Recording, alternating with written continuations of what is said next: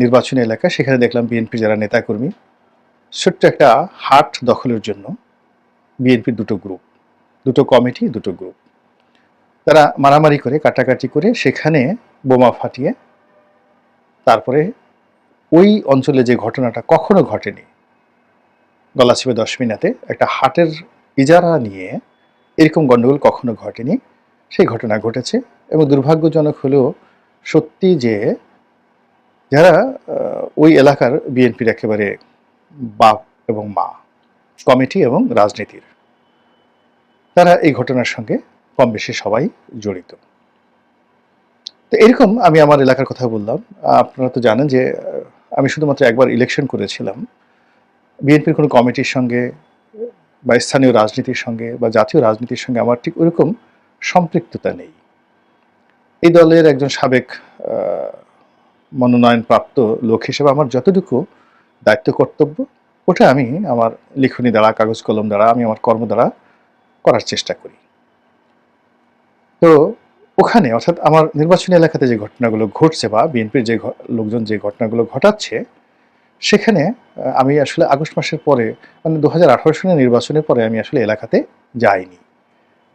কেন জানি ওখানে বিএনপির একেবারে স্পষ্টত 3টি শক্তিশালী গ্রুপ রয়েছে। এই 3টি শক্তিশালী গ্রুপ যখনই আমি প্রার্থী হিসেবে যাব, তারা সবাই আমাকে কাছে পেতে চাইবে, অথবা তারা যে গ্রুপটি আমার কাছে পেতে চাইবে তার প্রতিপক্ষ আর আমাকে বাধা দেওয়ার চেষ্টা করবে।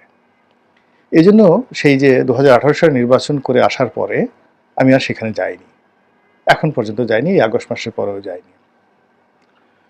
এবং এই যে বিএনপির যে সমস্যাটা, আমার নির্বাচনী এলাকার যে সমস্যাটি, এই সমস্যাটি আজকের নয়, এটি বলতে গেলে সেই 2008 সন থেকে আমি দেখে আসছি।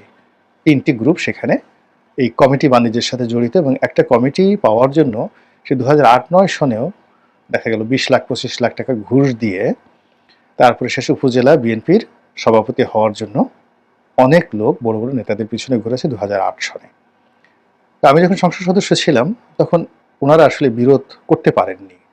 আমি এই জিনিসগুলো কখনোই প্রশ্রয় দিতাম না, আওয়ামী লীগের লোকদের মধ্যেও দিতাম না, বিএনপির মধ্যেও দিতাম না, ফলে তারা কিন্তু সবাই আমাকে ভালোবাসতেন। কিন্তু যখন আমি বিএনপির প্রার্থী হয়ে গেছি, তখন সঙ্গতের কারণে সেখানে তাদের সেই ভালোবাসাটা আর থাকেনি। যারা আমার কাছে এসেছে তাদের প্রতিপক্ষ আমার শত্রু হয়ে গেছে। এবং নির্বাচনের সময় যা কিছু হয়েছে আমার এলাকাতে, মানে আমার বিরুদ্ধে তার একটা বিরাট অংশ এই বিএনপির লোক, তারা গিয়ে আওয়ামী লীগের লোকের সাথে মিশে এই কাজগুলো করেছে, কিন্তু আওয়ামী লীগ আগেভাবে এই কাজগুলো করেনি। পরবর্তীতে যখন আমি এই জিনিসগুলো বুঝতে পারলাম,